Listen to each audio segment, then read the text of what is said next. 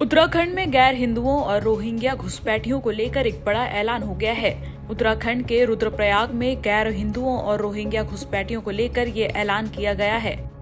दरअसल उत्तराखंड के रुद्रप्रयाग में कई गांवों के बाहर कथित तौर पर गैर हिंदुओं, रोहिंग्या मुसलमानों और फेरी वालों की एंट्री पर बैन लगाने वाले साइन बोर्ड लगाए गए हैं, जिसके बाद से यहां पर बवाल मचा हुआ है। इस मामले में उत्तराखंड पुलिस ने जांच शुरू कर दी है, जबकि मुस्लिम संगठनों ने खास समुदाय को निशाना बनाने वाले मामलों की बढ़ती संख्या पर चिंता जताई है। इस बीच हिंदुओं ने इस मामले को लेकर बड़ा ऐलान कर दिया है। केदार घाटी की शांत वादियों में अब अशांति फैलने लगी है। केदार घाटी में भी भारी लोगों का अब विरोध होने लगा है। जहां जगह जगह महिलाओं और माताओं के साथ छेड़खानी हो रही है, उसके बाद से केदार घाटी में भी लोग जागरूक होने लगे हैं। इस समय हम केदार घाटी के सेरसी गांव में आप देख सकते हैं, ग्राम पंचायत के रास्ते में एक बोर्ड लगा है जिसमें साफ तौर पर लिखा हुआ है कि भारी व्यक्तियों और फेरी वालों का गाँव में व्यापार करना और घूमना वर्जित है। इससे पहले इसी बोर्ड पर, इस साइन बोर्ड पे एक और चीज़ लिखी गई थी कि गैर हिंदू को लेकर यहाँ पर प्रवेश वर्जित है। इसके बाद पुलिस प्रशासन के दबाव के बाद यहाँ पर स्थानीय लोगों ने इस वाक्य को बदलते हुए अब भारी व्यक्ति को यहाँ पर प्रवेश को वर्जित कर दिया गया है। जो गांव के लोग हैं जागरूक होने लगे हैं और जो लोग हैं उनको यहाँ से भगाने का काम कर रहे हैं, क्योंकि कई बार यहाँ पर यह घटनाएं देखने को मिली है कि जो महिलाएं हैं उनको भगाने का काम किया गया है। जो यहाँ का रोजगार है वह छीना जा रहा है, क्योंकि आप देखते होंगे केदारनाथ की जो यात्रा है वो 6 महीने चलती है और 6 महीने जो पुरुष लोग हैं वो केदारनाथ धाम जाते हैं, रोजगार करते हैं। उस दौरान भारी व्यक्ति आते हैं और गाँव में एक अशांति का माहौल, यहाँ की महिलाओं को छेड़खानी से लेकर यहाँ से भगाने काम करते हैं। यहाँ पर जो लोग हैं, अशोक सेमवाल जी, उन्होंने एक मुहिम छेड़ी है। साथ ही साथ जो स्थानीय लोग हैं, युवा हैं, महिलाएं हैं, उनके साथ जुड़ी हुई हैं और लगातार एक अभियान चलाए हुए हैं कि जो भारी व्यक्ति हैं वह यहाँ पर उनका पहले सत्यापन किया जाए, उनकी जो जानकारी है पूरे ग्राम पंचायत को मिल जाए, उसके बाद ही वह गाँव में प्रवेश करें। हमारे साथ यहाँ पे सेमवाल जी हैं, उनसे जान लेते हैं इस मुहिम को छेड़ने का उनका मकसद क्या है और अब तक क्या कुछ सफलता आपको मिल पाई है। आप पहले अपना परिचय दीजिए सर। ये बताइए, आपने एक मुहिम छेड़ी है कि जो भारी व्यक्ति हैं वो गांव में प्रवेश नहीं करेंगे, क्या कुछ इसका मकसद है? नमस्कार डिमरी जी, मैं अशोक सेमवाल ग्राम सेरसी से हूँ। हमने अपने गाँव में ये बोर्ड जो लगाए हैं, ये हमने भी कहीं से किसी अदर जगह से देख के वो ये मुहिम हमने अपने गाँव में शुरू की है और बाकी सभी लोगों ने इसमें, गाँव के प्रधानों ने इसमें ये मुहिम को आगे बढ़ाया है। और जब से ये बोर्ड लगे हैं तो गांव में जो बाहर से जो बाहरी व्यक्ति जो जा रहे थे उनकी गतिविधियां कम हुई है। हमने गांव में भी सभी महिलाओं को सचेत किया है। हमने उनको बोला है यदि कोई संदिग्ध व्यक्ति दिखता है जिसके पास सत्यापन नहीं है, आधार कार्ड नहीं है, आप उसे बैठा के और 112 नंबर पे कॉल करके, पुलिस को कॉल करके या ग्राम पंचायत प्रधान को फ़ोन करके उसको बैठा के, ताकि आप उसे छोड़ेंगे तो वो आगे किसी और गांव में इस तरीके का कुछ दुर्व्यवहार किसी के साथ कर सकता है। इसलिए आप उसे गांव में ही बैठा के रखें और पुलिस को फ़ोन करें और पुलिस को सूचना दें कि यहाँ हमारे गांव में संदिग्ध व्यक्ति कोई घूम रहा है और इस तरीके से उसको गांव से हटाया जाए। देवभूमि उत्तराखंड की जगह जगह ऐसी घटनाएं देखने को मिल रही है, जो महिलाओं के साथ छेड़खानी, छोटे बच्चों के साथ छेड़खानी हो रही है। इसमें गैर हिंदू समाज के लोग, क्या आप मानते हैं कि आपकी घाटी में भी कुछ ऐसा हो रहा है? हाँ, अभी जैसे नंदप्रयाग में भी एक घटना हुई है, चौरास में एक घटना हुई है और श्रीनगर में एक लव जिहाद का, जिस लड़के ने 200-250 आईडियाँ बना रखी थी, फेक आईडी, तो उस पर भी कार्रवाई हुई है। तो उस तरीके से हो रही हैं गतिविधियाँ। जो बाहरी व्यक्ति जो आ रहे हैं वो लोग इस तरीके की गतिविधियाँ कर रहे हैं। क्या कुछ आप पुलिस प्रशासन से मांग करते, क्योंकि कुछ दिन पहले आपने गैर हिंदू का बोर्ड लगाया था, उसके बाद आपने भारी व्यक्ति लिखा हुआ है, क्या कुछ दबाव देखने को मिलता है आपको? हाँ, काफ़ी कुछ इस पर चर्चाएँ चली। इस पर जो हमारी मुहिम थी उसको सही तरीके से नहीं दिखाया गया और उसे जो है कि गलत तरीके से उसको दिखाया गया। हमने इसमें बोर्ड भी लगाया था, लेकिन कुछ ऐसा दबाव रहा कि उसमें शब्दावलियों का चेंज किया गया और उस पर हमने बाहरी व्यक्तियों का जो अभी है वो बाहरी व्यक्तियों का किया हुआ है। और फिर उसके बाद हमने सारे प्रधानों को बोला कि आप इस पर बाहरी व्यक्ति का करिए और पुलिस प्रशासन के द्वारा भी हमने उनको बताया कि हमने बाहरी व्यक्ति कर दिया है।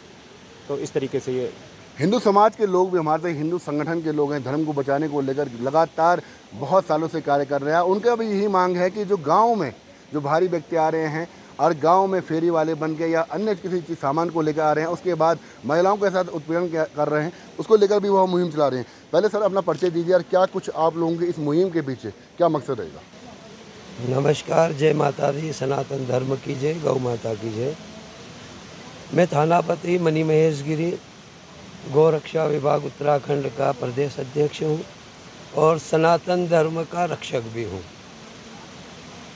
मैं श्री पंथ दशनाम आह्वान अखाड़े से बिलोंग रखता हूँ। और दूसरी बात यह है कि जो हमारे सेमवाल जी ने जो ये मुहिम चलाई है, इसके मैं पूरी पुरजोर से इनका समर्थन भी करता हूँ। और ये एक बहुत अच्छी मुहिम है, क्योंकि हमको अपने सनातन धर्म को बचाने का अधिकार सभी को है।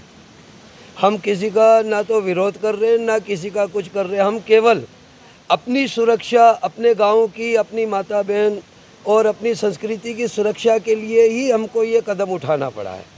और ये कदम हर गांव तक पहुंचेगा। पूरी घाटी के अंदर हमारा प्रयास है कि हर गांव के अंदर प्रत्येक गांव पंचायत इसमें सम्मिलित होकर के और जो हमारे सनातन संस्कृति और माता बहनों की रक्षा का जो दायित्व है उसको हम ज़रूर पूरा करेंगे। क्या इसमें रही बात, हमने आए दिन हम देखते हैं कि न्यूज़ में, पेपरों में, इंस्टाग्राम वगैरह, सोशल पे आए दिन उत्तराखंड के अंदर 10 से 12 केस इस प्रकार का देखने को मिलता है। अगर अभी हम लोगों ने ये कदम केवल इन लोगों को देखते हुए नहीं, भविष्य को देखते हुए ये कदम उठाने की ज़रूरत है। और ये सही टाइम पे कदम उठाया गया है, क्योंकि आने वाला भविष्य खतरे में हमको दिखाई देता है। इसलिए हमको अपने भविष्य को सुरक्षित करना, अपनी सनातन धरोहरों को सुरक्षित करने का हमारा पूर्ण अधिकार है। और हम इस अधिकार का पूर्णता से उपयोग करके, और हम चाहते हैं, पहले भी मैंने पहाड़ी सफरनामा में भी कहा था कि हमारे जितने भी ये देव स्थल हैं जो पौराणिक है, जिस पे करोड़ों लोगों की आस्था जुड़ी हुई है, वहाँ पे कोई भी प्रकार के जो आज नीचे से आकर के, और मैं ख़ास तौर पे कहूँगा कि जो गैर हिंदू या मुस्लिम जिनको कहा जाता है, वो लोग की संख्या दिन पे दिन बढ़ते जा रही है। यहाँ तक कि गौरी कुंड, हमारा बाबा केदार का धाम भी कब्जा कर लिया गया है। तो मैं उन लोगों से ये पूछना चाहता हूँ कि भाई महाराज जी, आपको लगता है कि कुछ समय से केदार घाटी में देखने को मिल रहा है कि जो यहाँ का लोकल लोग है वो बाहर रोजगार कर रहा है, अब जो बाहर के लोग हैं वो यहाँ पर रोजगार कर रहे हैं, ऐसा कुछ देखने को मिल रहा है? जी बिल्कुल मिल रहा है। एक तरफ से सरकार बोल रही है कि हम पलायन रोकेंगे, पहाड़ में रोजगार देंगे और गाँव को सुरक्षित करेंगे।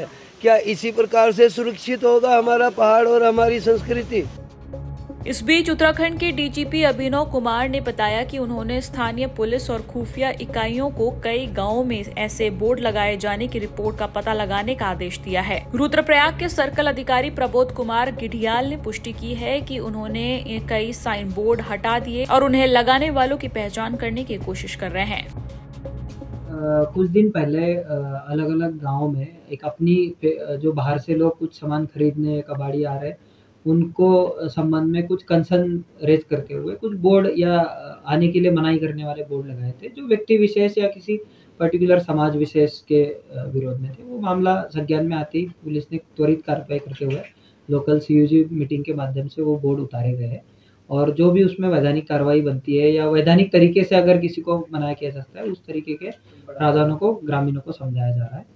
और अभी तक तो इस मामले में पुलिस द्वारा और भी जांच की जा रही है, क्योंकि किसने पर्टिकुलर लगाया इसकी अभी तक पूरी इन्फॉर्मेशन मिली।